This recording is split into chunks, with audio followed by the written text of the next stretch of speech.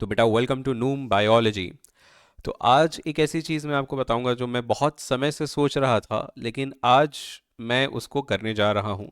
YouTube पे entire biology शुरू से लेकर के एंड तक, एकदम इजी कंसेप्ट से लेकर के एक्सट्रीम तक, एक वन स्टॉप सॉल्यूशन हमारे स्टूडेंट्स के लिए, उन लोगों के लिए जो तैयारी कर रहे हैं नीट 2027 के लिए। 26 के लिए क्यों नहीं, क्योंकि अभी हमारे पास ऑलरेडी यूट्यूब पे बहुत ज़्यादा कंटेंट है और बच्चे तैयारी कर चुके हैं। ये पूरा का पूरा एंटायर कोर्स उन बच्चों के लिए होगा जो 2027 के लिए प्रिपेयर कर रहे हैं, जिनको पता है कि शायद 2026 के लिए उनकी प्रिपरेशन काफ़ी नहीं है, या ऐसे बच्चे जो 10 से 11th में जा रहे हैं, एक साल में पूरी बायो पढ़ के वो ख़त्म करना चाहते हैं, या फिर सबसे ज़्यादा इंपॉर्टेंट वो बच्चे जो अभी 11th से 12th में स्विच कर रहे हैं, यानी जो पहली बार 12th का बोर्ड एग्जाम देंगे और नीट एग्जाम में बैठेंगे, यानी हमारे जो एकदम फ्रेशर्स होते हैं, फर्स्ट टाइमर्स, उनके लिए ये पूरा एंटायर है कोर्स, जिसका नाम है प्रोजेक्ट नीट बायोलॉजी 2027। अब इस वीडियो में हम लोग डिस्कस करेंगे कि पूरा का पूरा कोर्स कैसे कवर अप करने वाले हैं, और इसके बाद की वीडियो से हम लोग चालू करेंगे। अब एक चीज़ समझिएगा कि ये पूरा का पूरा जो कोर्स है मैंने 5 फेजेस में डिवाइड करके रखा हुआ है, फेज़ 1 टू फेज़ 5। ये जो फेजेस हैं ये अपने अंडर कुछ चैप्टर्स को रखेंगे। हम इसी ऑर्डर में ही एंटायर बायोलॉजी कवर अप करने वाले हैं। हो सकता है कुछ एनसीईआरटी के सीक्वेंसेस में हो सकता है कुछ एनसीईआरटी के सीक्वेंसेस से मैच ना करें। आपको घबराना नहीं है। ये एंटायर जो पूरा का पूरा प्रोसेस चलेगा, ये पूरा का पूरा जो कोर्स चलेगा, वो इसी तरीके से डिज़ाइंड है ताकि बच्चों को समझ में आ जाए कि कैसे चैप्टर्स को इंटरलिंक्ड करके पढ़ना है।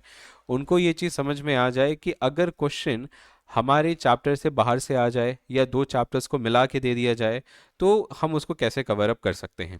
तो सबसे पहला जो है हमारा वो है phase 1, the molecular and cellular foundation. इसमें हम लोगों को पढ़ना है 3 चैप्टर, जो कि है सबसे पहला, बट ऑब्वियस सी बात है, सेल। दूसरा हमारे पास है बायोमोलिक्यूल्स, और तीसरा हमारे पास है क्या, cell cycle and cell division. जैसे ही हम फेज़ 1 कंप्लीट कर लेंगे, हम लोग स्विच करेंगे फेज़ 2 पे, जो कि है डाइवर्सिटी एंड इकोलॉजी। इसमें सबसे पहले 11th के शुरू के चैप्टर्स हम लोग कवर अप करेंगे और 12th के सबसे आखिर के चैप्टर्स कवर अप करेंगे। यानी कि पहले हम लोग पढ़ेंगे living world, biological classification, plant kingdom, animal kingdom, और आखिर में हमारे ये बहुत प्यारे से रटने वाले चैप्टर्स, जो कि रटना नहीं रहता है, वो 70 to 80% इसमें समझना ही है, organism and population, ecosystem and biodiversity and conservation. ये जो 3 चैप्टर्स हैं वो इन चारों के साथ क्यों अलाइंड है, क्योंकि हम लोगों को पता लग जाएगा, जब हम इन चैप्टर्स को पढ़ेंगे हमको समझ में आ जाएगा कि आखिर इन चारों चैप्टर्स के बाद हमने यही 3 चैप्टर्स को पढ़ना क्यों है। इसके बाद हमारे पास है फेज़ 3, जो कि है हमारा जेनेटिक्स। जेनेटिक्स में हम लोग क्या पढ़ेंगे, सबसे पहले हम लोग पढ़ेंगे प्रिंसिपल ऑफ इनहेरिटेंस, फिर हम लोग पढ़ेंगे मॉलिकुलर बेसिस ऑफ इनहेरिटेंस, फिर हम लोगों को पढ़ना है इवोल्यूशन, फिर पढ़ेंगे माइक्रोब्स, बायोटेक 1 और बायोटेक 2, यानी प्रिंसिपल एंड प्रोसेसेस, एंड फिर बायोटेक्नोलॉजी एंड इट्स एप्लीकेशन। देखिए, इन शुरू की जो 3 चैप्टर्स हैं इसमें हम लोग पढ़ेंगे कि आखिर जीन्स जो है वो नेचुरली कैसे होते हैं, और इन तीनों में हम पढ़ेंगे कि हम क्या खिलवाड़ कर सकते हैं उन जीन्स के साथ, यानी इंसान क्या कर सकता है उनके साथ। ठीक है, तो ये जेनेटिक्स हमारा कंप्लीट हो जाएगा, और ये बहुत हाई वेटेज वाला फेज है, इसको याद रखिएगा, इसको हम लोग बहुत ढंग से पढ़ना है। इसके बाद हमारे पास है फेज 4, प्लांट फिजियोलॉजी, या इसको हम लोग एक और नाम से जानते हैं, हम लोग इसको जानते हैं कोर बॉटनी के नाम से। ठीक है, यानी हमारा कोर बॉटनी। इसमें सबसे पहले हम लोगों को पढ़ना है मॉर्फोलॉजी ऑफ फ्लावरिंग प्लांट्स, फिर हम लोग पढ़ेंगे एनाटॉमी ऑफ फ्लावरिंग प्लांट्स, फिर हम लोग पढ़ेंगे फोटोसिंथेसिस, फिर पढ़ेंगे रेस्पिरेशन, फिर पढ़ेंगे प्लांट ग्रोथ एंड डेवलपमेंट, फिर हम लोग पढ़ेंगे sexual reproduction in flowering plants. इस ऑर्डर में हम लोग पूरा का पूरा प्लांट फिजियोलॉजी कवर अप करेंगे, और सबसे एंड में हमारे पास आता है ह्यूमन फिजियोलॉजी, और सबसे फेवरेट पार्ट पूरे बायो में, आफ्टर जेनेटिक्स। तो सबसे पहला तो हमारे पास है स्ट्रक्चरल ऑर्गेनाइजेशन इन एनिमल्स, यानी टिश्यू, फ्रॉग, अर्थवॉर्म, कॉकरोच, सारी चीज़ इसमें कवर अप करेंगे।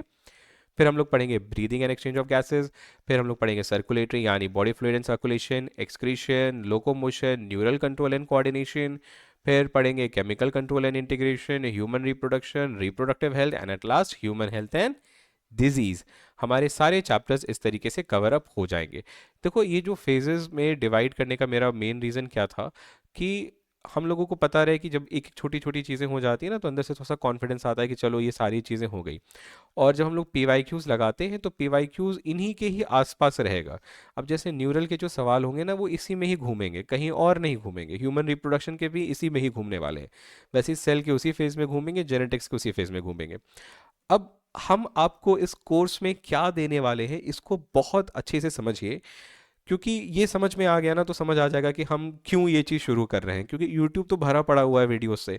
तो फिर आखिर इस चीज़ की ज़रूरत क्या है? इस चीज़ की ज़रूरत इस वजह से क्योंकि मुझे लग रहा है कि बहुत सारे ऐसे बच्चे हैं जिनको एक वन स्टॉप प्लेलिस्ट चाहिए एंटायर बायोलॉजी की, and this is the solution for that.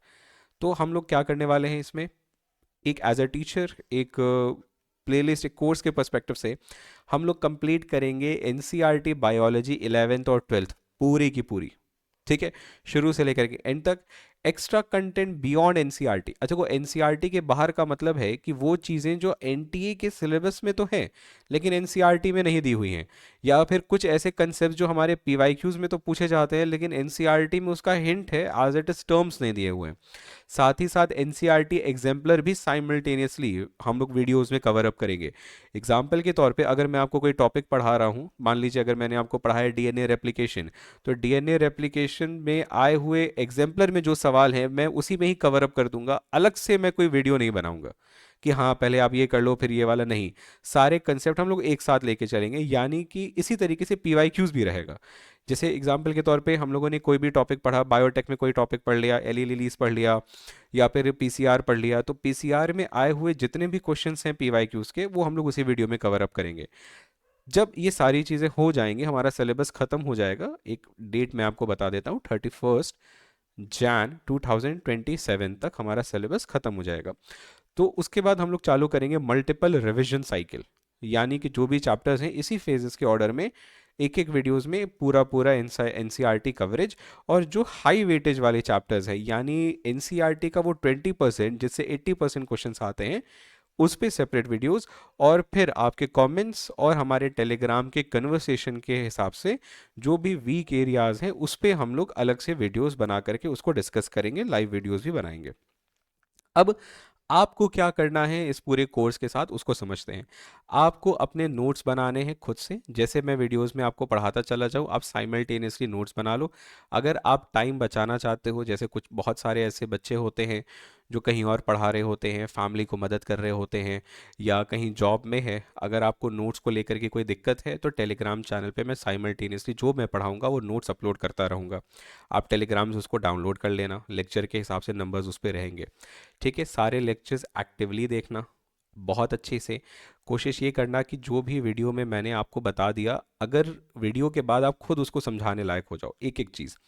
Consistent रहना, ये नहीं होना चाहिए कि किसी की शादी है या कुछ है, या फिर आपने सोचा कि मंडे से लेके सैटरडे तक की वीडियो मैं संडे को देखूंगा, ये सब नौटंकी मत करना। कंसिस्टेंट रहना, प्रोसेस पे भरोसा करना कि तुमको लगेगा कि यार बहुत धीरे धीरे चल रहा है, 5-5 मिनट की वीडियो डाल रहे हैं, 10-10 मिनट की वीडियो डाल रहे हैं, उसको लेकर के तुम ज़्यादा परेशान मत होना। तुम बस कंसिस्टेंट रहना, प्रोसेस पे लगे रहना। एक टाइम ऐसा आएगा अक्टूबर नवंबर के हिसाब से तुमको लगेगा कि बायोलॉजी बहुत आसान है। रिसोर्स हॉपिंग मत करना, बहुत ज़्यादा 10-10 जगह से नहीं, एक सिंगल सोर्स, वही हमारा एनसीईआरटी है। नूम बायोलॉजी को फॉलो कर लेना, हाँ ये कर लेना, फॉलो कर लेना, सब्सक्राइब कर लेना, इस वीडियो को लाइक कर लेना, शेयर कर लेना अपने दोस्तों के साथ। अगर कोई पेरेंट इस वीडियो को देख रहे हैं तो आप उन लोगों को भेजिए जो तैयारी कर रहे हैं, उनको देखिए कि अगर उनके लिए ये चीज़ यूज़फुल है कि नहीं है। ठीक है। एक चीज़ और कि एनसीईआरटी को पढ़ने की स्ट्रैटेजी भी आपको धीरे धीरे करके हम अपलोड करते रहेंगे कि किस चीज़ पे कहाँ पे कैसे फोकस करना है। जैसे एनसीईआरटी में बहुत सारे ऐसे डायग्राम्स दिए हुए हैं, उनको कैसे समझना है, किस तरीके से, जैसे मान लीजिए क्रॉसिंग ओवर से रिलेटेड हो गया, या फिर cross A cross B principle of inheritance में हो गया, फोटोसिंथेसिस में बहुत सारे ऐसे डायग्राम्स हैं, तो उनको कैसे पढ़ा जाए, वो सारी चीज़ें हम लोग डालते रहेंगे। रेगुलरली रिवाइज करना है आपको सारी चीज़ें। ये नहीं है कि चलो मान लो कि एक वीडियो आपने अभी देखा, नोट्स बना लिया, अब उसको 4 महीने बाद फिर से देख रहे हैं, ये नहीं करना है। आपको एक प्रॉपर रेगुलर रिवीजन पैटर्न लगा के रखना है। एमसीक्यू डेली सॉल्व करने हैं, लगभग लगभग इनिशियली तो 40-50, बट कंसिस्टेंट रहो कि यार किसी तरीके से 90 सवाल डेली तुम सॉल्व कर पाओ। 90 सवाल डेली कंसिस्टेंट टिल 1 May 2027 तक कोशिश करो कि तुम 90 सवाल डेली लगाओ और मेंटली थोड़ा सा स्ट्रांग रहो।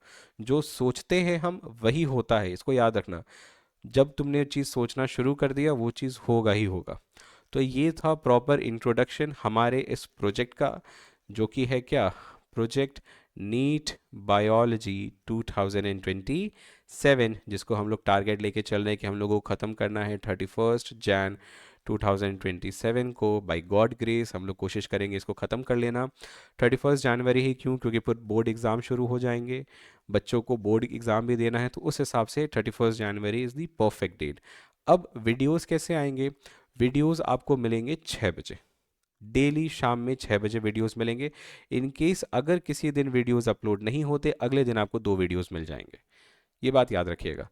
तो यानी कि हम लोगों को कंसिस्टेंट रहना है कि डेली एक वीडियो तो हम लोगों को पढ़नी है। 6 बजे हम लोग तैयार रहेंगे इसी मंडे से, और हम लोग चालू करेंगे हमारा फेज़ 1 सेल बायोलॉजी।